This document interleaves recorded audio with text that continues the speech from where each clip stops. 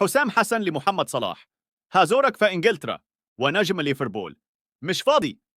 حاول حسام حسن المدير الفني لمنتخب مصر حل الخلافات مع محمد صلاح نجم المنتخب المصري وفريق ليفربول الإنجليزي، وتواصل حسام مع رامي عباس وكيل أعمال محمد صلاح ليطلب منه التواصل مع اللاعب وتحديد موعد لزيارته في إنجلترا لحل جميع المشاكل التي نشأت مؤخرا.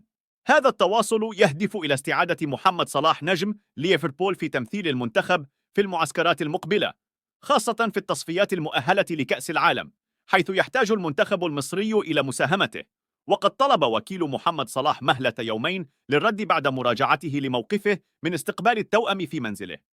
ووفقا لمصادر خاصة بالسوبر، تحدث رامي عباس مع محمد صلاح في الساعات الأخيرة ليطلعه على رغبة حسام حسن وشقيقه إبراهيم في زيارته في إنجلترا لحل الخلافات التي نشأت في الماضي، والتي كانت السبب الرئيسي في رفض صلاح المشاركة مع المنتخب في المعسكر الماضي.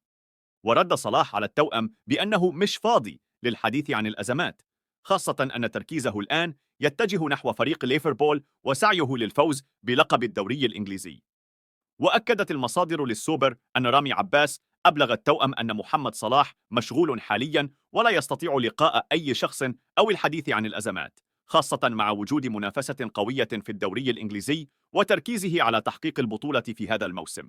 وأشار إلى أنه بعد انتهاء الدوري يمكنهم التواصل واللقاء. وأضافت المصادر للسوبر أن حسام حسن غاضب بشدة من رفض محمد صلاح جميع محاولات المصالحة وعدم رده على اتصالاتهم، ورفضه لمقابلتهم في إنجلترا لحل الخلافات السابقة.